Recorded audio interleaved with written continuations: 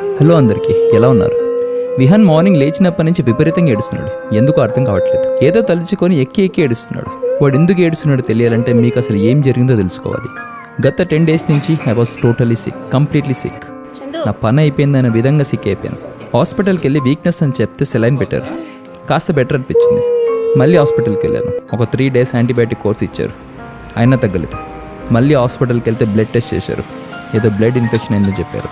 దానివల్ల throat infection, cough and body pains. నా బాడీలో ఉన్న ఫైటింగ్ సెల్స్ అని ఇన్ఫెక్షన్ని తగ్గించడానికి ఫైట్ చేస్తున్నాయి. అందుకే ఇంత వీక్ అయిపోయా ఈ 10 days. 10 days నుంచి సిక్ అండ్ వీడి ఏడ్చేది కూడా అందుకే. ఈ 10 days వీని సరే వాళ్ళ అమ్మ పట్టించుకోవట్లేదని, వాడికి ఇష్టమైంది కాకుండా ఈజీగా అయిపోయేది వండి పెట్టిందని ఎక్కి ఏడుస్తున్నాడు.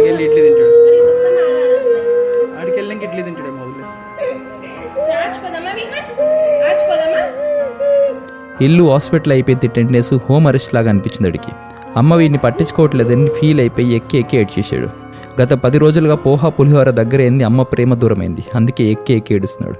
రారా నాని ఇడ్లీ చేసింది ఎలా చూద్దామని రా, అట్లా రిలాక్స్ అవుదామంటే అప్పుడు బయలుదేరాడు. మనం స్ట్రాంగ్గా ఉన్నప్పుడు మన పక్కన ఎవరైనా ఉంటారు, బట్ మనం వీక్గా ఉన్నప్పుడు ఎవరు చూసుకుంటారా అనేది important. I'm there with you అని చెప్పేసి నేను రీకవర్ అయ్యే వరకు కూడా ప్రసన్న దగ్గర నుండి చూసుకుంది. అందుకే వీడియో పెట్టలేకపోయాను. And I'm recovering well now. ఇక మొదలు పెడతామా?